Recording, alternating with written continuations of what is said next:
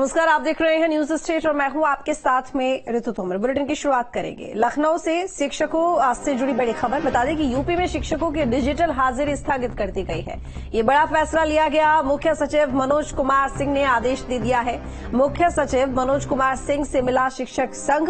एक कमेटी बनाकर समस्या का निस्तारण किया जाए। प्रदेश की शिक्षा में ट्रांसफॉर्मेशन होना चाहिए। तो आपको बता दें, जो फैसला लिया गया था डिजिटल हाजिरी का, उसको लेकर फिलहाल फैसला स्थगित कर दिया गया है। तो यूपी में शिक्षकों की डिजिटल हाजिरी स्थगित।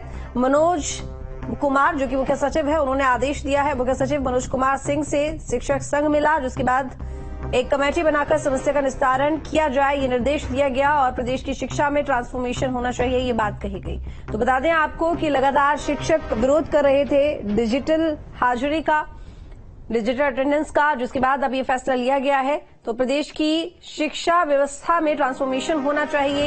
एक कमेटी बनाकर समस्या का निस्तारण किया जाना चाहिए। मानवेंद्र हमारे साथ जुड़ गए हैं ज्यादा जानकारी के साथ में। मानवेंद्र, शिक्षकों की तरफ से काफी समय से विरोध चल रहा था इस फैसले के बाद कि डिजिटल अटेंडेंस जरूरी है, लेकिन ऐसे में इस फैसले को फिलहाल स्थगित कर दिया गया है। और क्या कुछ जानकारी फैसले को लेकर?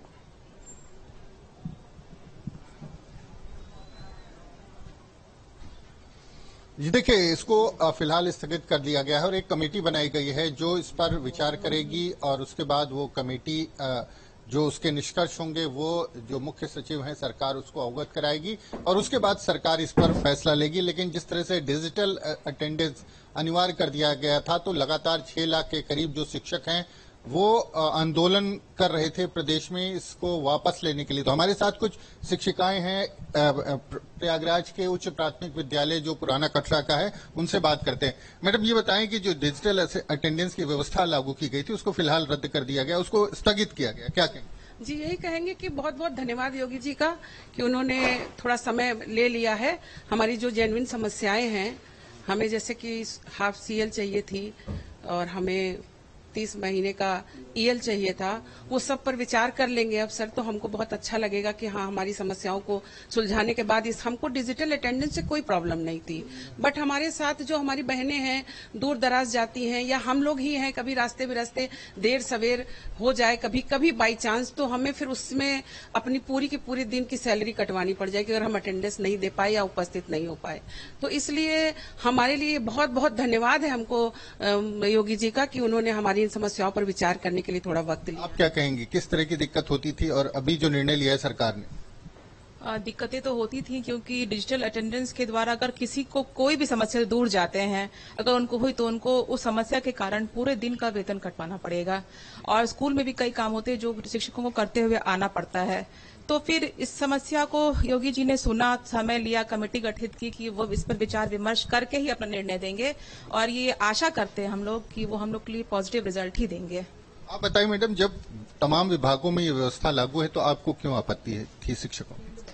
सर देखिए, हमको ये डिजिटल अटेंडेंस के हम कभी विरोध में नहीं है, लेकिन जो हमारी जेन्युइन मांगे हैं अगर सरकार उसको पूरा कर देती है कि वो हमारे जो धरातल की समस्याएं हैं वो उनको जाने समझे और कभी आकर के देखें, तो हमें बहुत जूझना पड़ता है हमारे दिन प्रतिदिन के कामों में। जैसे बाहर के बहुत से काम है, प्रधानाध्यापक सहायक अध्यापक को करना पड़ता है, हम विद्यालय परिधि के बाहर हमको जाना ही पड़ता है।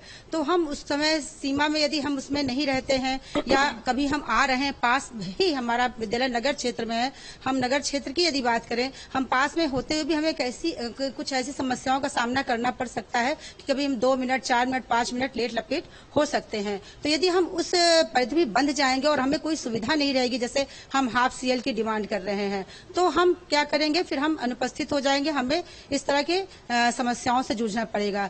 तो कहने का मतलब ये कि हम चलिए लौटेंगे आपके पास मानवेंद्र। इसी बीच सीधा रुख करेंगे शिक्षक संघ के अध्यक्ष आनंद मोहन हमारे साथ में जुड़ गए हैं। स्वागत है आपका न्यूज स्टेट पर आनंद मोहन जी।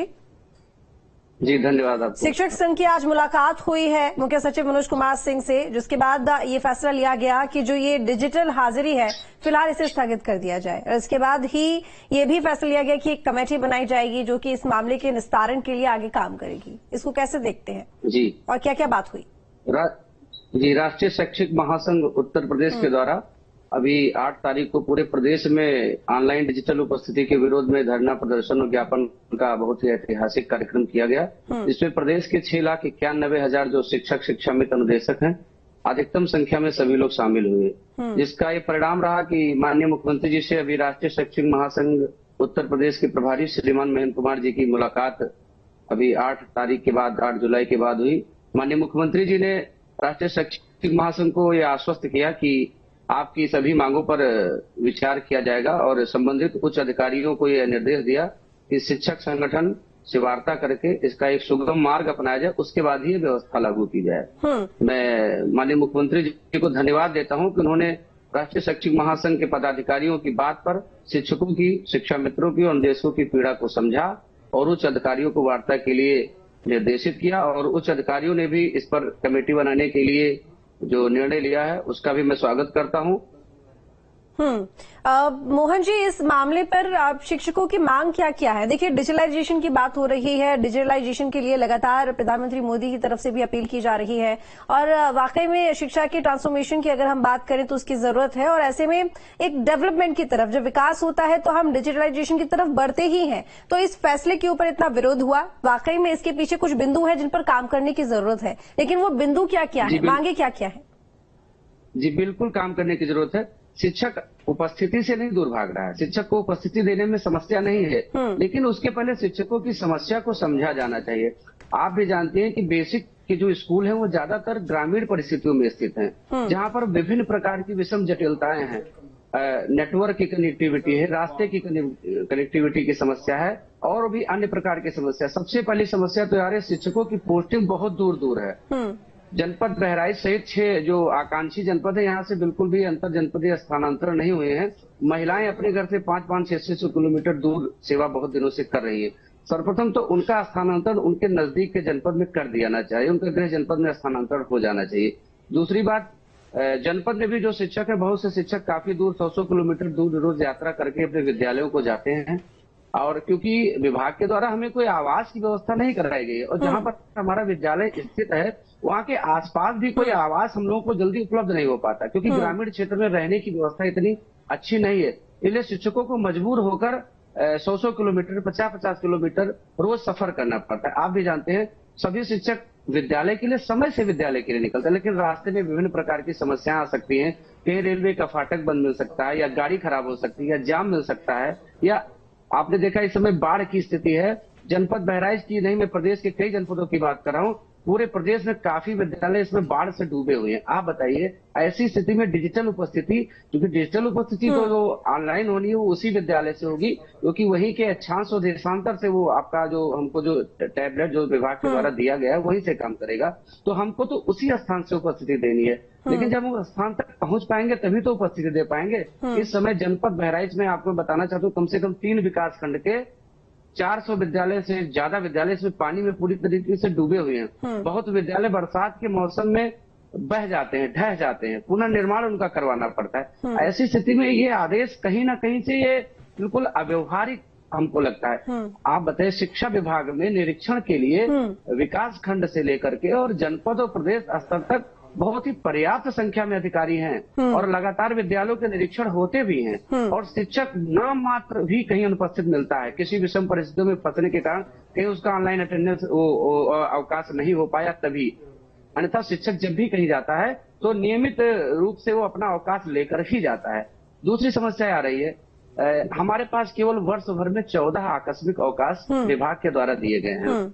जो हमको ठंडियों में और गर्मियों में जो छुट्टी बच्चों के ग्रीष्मावकाश और शीतावकाश में मिलता है वो तो एक विभाग के द्वारा दिया जाने वाला अवकाश है। हमारे परिवार में जब किसी शिक्षक की शादी होती है तो बाध्य होकर उनके विभाग के द्वारा उनको अवकाश दिया नहीं गया है। 14 आकस्मिक अवकाश पूरे वर्ष के लिए पर्याप्त नहीं है, तो बाध्य होकर शिक्षकों को हमारे मेडिकल अवकाश का इस्तेमाल करना पड़ता है। किसी के घर में कोई कैजुअलिटी बता के नहीं आती है कि मैं आपके यहाँ ठंडियों के मौसम में जाकर छुट्टियां हो। आनंद मोहन जी, आपकी आवाज हम तक नहीं आ रही है, लेकिन हम दोबारा कोशिश करेंगे आपसे बात करने की, जुड़ने की। इसी बीच हमारे साथ में बहराइच जनपद से माविंद्र प्रताप सिंह, जिन्होंने अभी जानकारी दी और शिक्षकों से बात भी की, और साथ ही प्रयागराज से हिमांशु शर्मा जुड़े हुए हैं और गाजियाबाद से विनीत दुबे जुड़े हुए हैं। साथ ही बता दें कि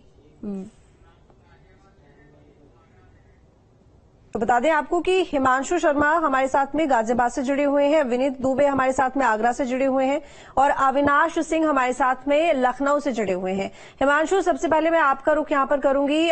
गाजियाबाद में शिक्षक अगर आपके आसपास में मौजूद हैं या लोग आपके साथ में मौजूद हैं तो जरा बात कीजिए और बताइए कि अब वो इस फैसले से कितने संतुष्ट हैं और आगे उनकी क्या मांगे हैं, कि क्या काम किया जाना चाहिए। देखिए, जो आज फैसला आया उसको लेकर जो पूरा शिक्षक संघ है उन्होंने आज खुशियां मनाई। और जिस स्कूल के अंदर इस वक्त हम मौजूद हैं, क्योंकि छुट्टी हो चुकी है, काफी देर तक शिक्षक यहां पर हमारे साथ मौजूद थे, अब सभी अपने अपने घर जा चुके हैं। लेकिन जो बातें उन्होंने शेयर की, उनका कहना था 2 महीने के लिए इसको बेशक एक्सटेंड कर दिया गया हो और 2 महीने में इसका निस्तारण करने की बात रखी गई हो, लेकिन जो मांगे हैं शिक्षकों की वो अभी भी पहले की तरह बरकरार है, जिनको लेकर आंदोलन ये किया गया था। उनका कहना है जो बैठक प्रमुख सचिव द्वारा जो कमेटी बनाई जाएगी, उस कमेटी के अंदर इन सभी चीजों का जो अभी शिक्षक संघ के जो अध्यक्ष हैं जो बात कर रहे थे, वो सब बातें मानी जाए, सरकार शिक्षकों की समस्याओं को समझे और उसके बाद उसका निस्तारण करे। तब जाकर जो डिजिटलाइजेशन अटेंडेंस की बात हो रही है, उपस्थिति की बात हो रही है, उसको लेकर शिक्षक संघ आगे आएगा और सरकार के कंधे से कंधा मिलाकर काम करेगा। शिक्षक इसमें भाग नहीं रहे, तो ये शिक्षक कहते नजर आए, लेकिन फौरी तौर पर राहत जरूर मिली है। उस राहत को लेकर शिक्षक सभी खुश नजर आए, जो टीचर्स हैं वो खुश नजर आए। काफी उन्होंने आपस में बातचीत की और यहाँ पर एक तरह से देखा जाए तो जश्न का माहौल भी देखने को मिला था, क्योंकि कल पूरे प्रदेश भर में अलग अलग जनपदों के अंदर बड़े लेवल पर ये आंदोलन किया गया था और एक ज्ञापन डीएम के माध्यम से सौंपा गया था। और गाजियाबाद में भी बड़ा प्रोटेस्ट कल देखने को मिला था। हजारों की संख्या में जो शिक्षक हैं वो एकजुट हुए थे। सरकार के विरोध में नारेबाजी कल की गई थी और अपनी मांगों को रखा गया था। तो एक तरफ से देखा जाए तो शिक्षक फिलहाल इसको अपनी जीत मान रहे हैं और 2 महीने के लिए जो एक्सटेंड किया है, इसको भी शिक्षक इस तरह से देख रहे हैं। एक्सटेंड भले ही कर दिया हो, लेकिन जो मांगे हैं वो अभी भी शिक्षकों की बरकरार है। 2 महीने बाद भी अगर इसको लागू किया जाता है तो इसमें बदलाव होने चाहिए जो मांगे हैं उसके हिसाब से। तो देखना होगा 2 महीने बाद कमेटी की क्या रिपोर्ट आती है, शिक्षक संघ की तरफ से जो लोग जुड़ेंगे वो अपना क्या सुझाव रखते हैं, किन प्रस्तावों की मंजूरी मिल पाती है, कितनी सहमति इन पे आपस में बन पाती है। और जब 2 महीने बाद दोबारा से इस प्रस्ताव को लाया जाएगा तो क्या शिक्षक उसको मानेंगे या फिर दोबारा से आंदोलन का रुख अपनाएंगे, तो ये देखना दिलचस्प होगा। लेकिन फिलहाल फौरी तौर पर शिक्षकों को राहत मिली है और जिसको लेकर शिक्षकों में खुशी की लहर देखने को मिल रही है। विनीत, आपके पास आती हूँ। देखिए, कमेटी बनाई गई है, कमेटी जो है यहाँ पर शिक्षकों की समस्याओं के निस्तारण की तरफ ध्यान देगी और उसके बाद रिपोर्ट बनाएगी। कमेटी में लोग कौन कौन शामिल होंगे, इसके साथ ही यहाँ पर शिक्षकों की सबसे बड़ी जो समस्या निकलकर सामने आई है वो ये कि वो कितने बजे स्कूल पहुंचेंगे। उसके पीछे कई वजह हो सकती हैं, जिसमें अगर वो लेट हो जाते हैं तो उनका अवकाश ही उसमें लिया जाएगा। हालांकि इसके पीछे रेगुलाइजेशन, इस तरह की कई सुविधाएं होती हैं जो कि मौजूद होती हैं। तो क्या कुछ जानकारी, अब शिक्षक क्या कह रहे हैं, एक तो 2 महीने का टाइम, ऊपर से कमेटी में कौन कौन लोग, ये तमाम सवाल। देखिए, बिल्कुल और देखिए, मैं इस समय अचनेरा के खंड शिक्षा अधिकारी इसमें के ऑफिस में खड़ा हुआ हूँ। तमाम इस समय जो शिक्षक है वो हमारे साथ मौजूद है और लगातार वो प्रदर्शन कर रहे हैं।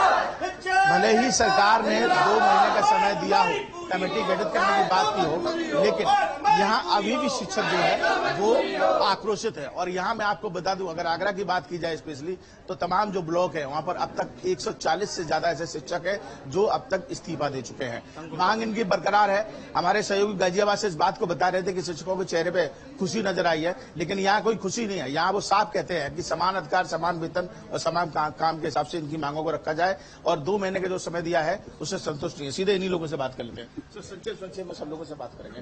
जल्दी से बताइए कि क्या कहना चाहते हैं, आपकी मांग क्या है। देश का निर्माता, राष्ट्र निर्माता एक शिक्षक होता है, लेकिन आज शिक्षक भयमुक्त है और परेशान है। सरकार एक तुगलकी फरमान जो लेके आई है उससे शिक्षकों को रात में नींद नहीं आ रही है। हम चाहते हैं कि जो इसमें खामियां हैं उसमें सुधार किया जाए और शिक्षकों की मूलभूत समस्या है वो पूरी की जाए। शिक्षा मित्र इन 7 सालों में 10,000 से ज्यादा आत्महत्या अवसाद के कारण अपना दम तोड़ चुके हैं, लेकिन सरकार ने कोई ध्यान नहीं दिया है। 10,000 रुपए में किस तरह पलता होगा उनका। क्या समस्या क्या आएगी अगर इस तरीके से अटेंडेंस की प्रणाली शुरू हो जाती है तो? समस्या ये आएगी, रोजाना एक्सीडेंट होंगे और हमारे शिक्षकों को काफी बीमारियां लग जाएंगी और मानसिक रूप से, शारीरिक रूप से विकलांग हो जाएंगे। आप बताइए, आपको क्या? हाँ जी, ये जो सरकार ने ये अभी जो आदेश दिया है वो निरस्त करने का नहीं दिया है, वो स्थगित करने के लिए दिया है। वो हमारे शिक्षकों को बरगला रही है और इतना प्रेशर डाल रही है, जैसे टीचर इतने भय से वो हो गए हैं कि अभी मथुरा में 2 शिक्षक दोनों हस्बैंड वाइफ थे, उनकी मृत्यु हो गई। मैं भी स्कूल से आती हूँ, एक्टिवा इतना तेज चला के लाती हूँ, कितनी भी टाइम से निकलूं, अगर कहीं जाम है उसमें फंस जाती हूँ तो फिर वेतन रोक के हमारे सभी जो हमारे यहाँ पे 7 न्याय पंचायत हैं, उसमें हमारे यहाँ 35 शिक्षक संकुल हैं जो आज खंड शिक्षा अधिकारी महोदय के ऑफिस में आए हैं और उनको सामूहिक इस्तीफा दिया है। ये सामूहिक इस्तीफा दिया है, वो अपनी मांगे पूरी करवाना चाहते हैं और जो हमें बरगला रहे हैं, सबसे हमारे शिक्षक गणों ने लोन ले रखे हैं और ये सरकार को मालूम है और हमको इतना डराती है, धमकाती है कि आपका वेतन रोक लिया जाएगा, आपका वेतन रोक लिया जाएगा। शिक्षक बताइए कितने प्रेशर में है और बहुत से शिक्षक तो बीमार भी पड़ गए हैं और मेडिकल ले चुके हैं। तो आप संतुष्ट नहीं सरकार के फैसले से? उन्होंने कहा कि हम वापस ले लेते हैं, बैठक होगी, कमेटी गठित की गई है, लेकिन हम कैसे विश्वास करें कि हमारे पक्ष में आएगा ये, क्योंकि हमारी बहुत सारी जरूरतें होती हैं। हम भारतीय परंपरा से जुड़े हुए हैं और हमारी पारिवारिक जिम्मेदारियां भी होती हैं, छोटे से लेके बड़े तक की हमारी सारी जिम्मेदारी है। अब अटेंडेंस देना कोई बुरी बात नहीं, हम नहीं कहते कि हम अटेंडेंस नहीं देंगे और हम समय से नौकरी कर भी रहे हैं, लेकिन हमारे ऊपर जो बाउंडेशन लगाते हैं आप, वो हमारे लिए खतरनाक है, क्योंकि बाउंडेशन से कोई आदमी स्वतंत्र विचार से जो काम करता है, जितने मनोयोग से काम करेगा, वो कभी सक्सेस नहीं हो पाएगा। प्रेशर में लेके आप कोई काम हमसे नहीं करवा सकते। चलिए ठीक है विनीत, देखिए आगरा में तो शिक्षकों में नाराजगी नजर आ रही है, संतुष्ट वो इस फैसले से फिलहाल नहीं है। अविनाश, आपका रुख करूंगी। आप चूंकि देखिए कमेटी का गठन, लेकिन कमेटी के गठन के बाद ये एक बड़ा सवाल यहाँ पर कि कौन कौन लोग इस कमेटी में, कितने सदस्य कमेटी ये होने वाली है और इसके साथ ही कितने दिन में ये रिपोर्ट बना के सरकार को दे देगी और उसके बाद फिर किस तरह से काम किया जाएगा। अविनाश।